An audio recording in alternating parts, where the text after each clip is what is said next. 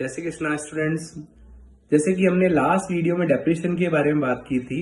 Depreciation का मैंने meaning आपको लास्ट वीडियो में बताया। आज अपन बात करेंगे टाइप्स ऑफ डेप्रिसिएशन की। बेसिकली स्टूडेंट्स, 11th क्लास के अकॉर्डिंग अगर अपन बात करें तो there are two types of depreciation. Number one is straight line method, second one is written down value method. तो आप दोनों को बड़ी ही आसान भाषा में इन दोनों का मतलब समझा देता हूं मैं कि स्ट्रेट लाइन मेथड डेप्रिसिएशन क्या होता है और रिटर्न डाउन वैल्यू मेथड क्या होता है। जब भी हम स्टूडेंट्स किसी भी एसेट्स की ओरिजिनल कॉस्ट पर ही बार बार डेप्रिसिएशन चार्ज करें, this is called straight line method. Sir नहीं समझ में आया, एक एग्जांपल से समझाइए। जैसे कि मान लीजिए हमने एक मशीनरी बाय की 2 लाख रुपए की और हर साल उस पर 10% डेप्रिसिएशन चार्ज कर रहे हैं, यानी कि एक साल उसको यूज करेंगे तो 2 लाख का 10% कितना होता है स्टूडेंट्स? 20,000 रुपीज। तो आपने 20,000 रुपए इस बार डेप्रिसिएशन चार्ज किया, तो दिस इज योर SLM। अब नेक्स्ट ईयर भी आपको 2 लाख का 10% 20,000 ही चार्ज करना है। ईच एंड एवरी ईयर हर बार आप 20,000 ही डेप्रिसिएशन चार्ज करोगे, इसीलिए इसको अपन स्ट्रेट लाइन मेथड कहते हैं। सर पर स्ट्रेट लाइन मेथड नाम क्यों रखा है इसका?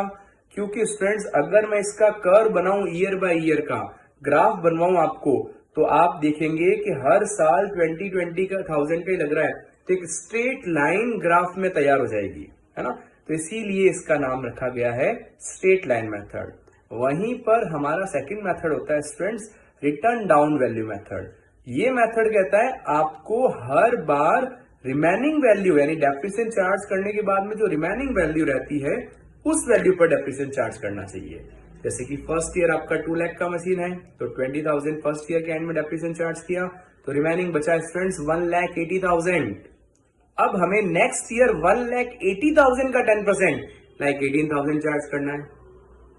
18,000 चार्ज करने के बाद में रिमेनिंग बचा, आई थिंक कितना बचा स्टूडेंट्स? 1800 चार्ज करने के बाद में 16,200।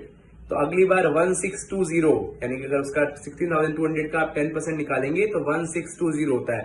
तो हर बार आप नोटिस कर रहे हैं तो डेप्रिसिएशन कम होता जा रहा है। पहले साल में 20,000 लगा, फिर 2,000 लगा या 20,000 लगा वॉटेवर, फिर 18,000 लगा, फिर 16,200 लगा। ऐसे करते करते पैरेलली डेप्रिसिएशन क्या होता रहता है? कम होता रहता है। इसीलिए इसका नाम रिटर्न डाउन वैल्यू मेथड है।